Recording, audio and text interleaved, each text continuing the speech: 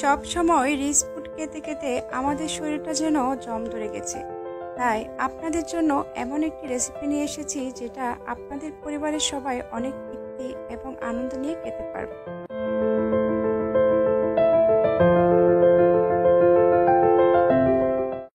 আসসালামু আলাইকুম everyone and welcome to Jhimari kitchen.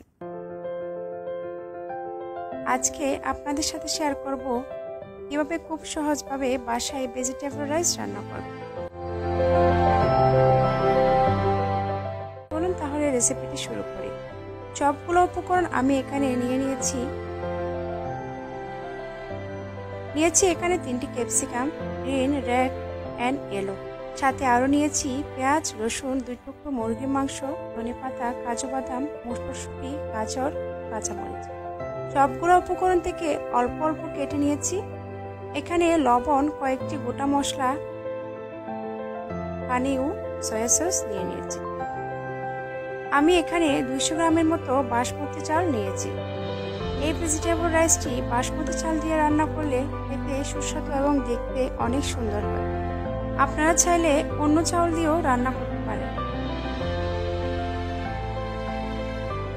এবার চুলায় একটি ফ্রাই প্যান দিয়েছি, এর মধ্যে পরিমাণ মতো তেল দিয়েছি। তেল গরম হয়ে এসেছে, এবার পেঁয়াজ আর রসুন হালকা ভেজে নিব। এর মধ্যে কেটে রাখা চিকেনগুলো দিয়ে 5 মিনিট রান্না করে নিব।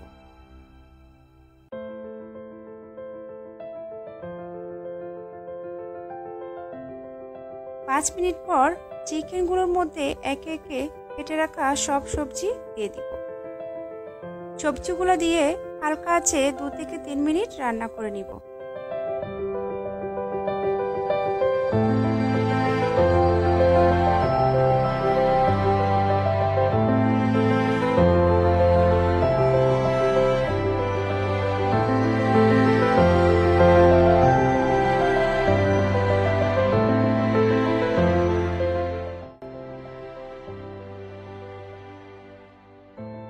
আগে থেকে সিদ্ধ করে রাখা বাসমতি চাউলগুলো দিয়ে ভালো করে নেড়ে ছেড়ে হালকা আঁচে 2 থেকে 3 মিনিট রান্না করে নিব।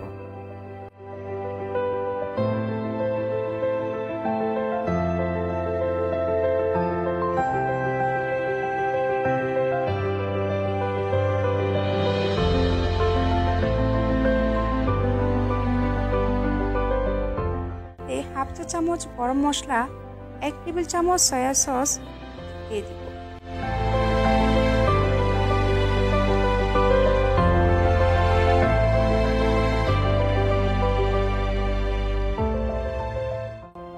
আর ধনেপাতা, কাজু বাদাম দিয়ে 1 মিনিট রান্না করে নামিয়ে পরিবেশন করব খুবই সুস্বাদু মজাদার ভেজিটেবল রাইস।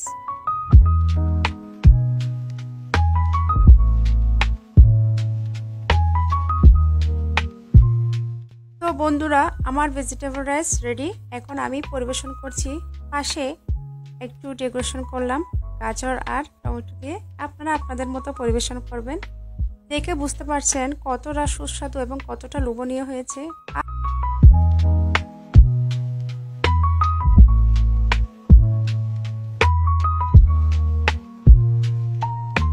আজ এই পর্যন্ত। রেসিপিটি কেমন লেগেছে অবশ্যই কমেন্ট করবেন, লাইক, কমেন্ট, শেয়ার করে পাশে থাকবেন। ধন্যবাদ সবাইকে। আল্লাহ হাফেজ। আসসালামু আলাইকুম।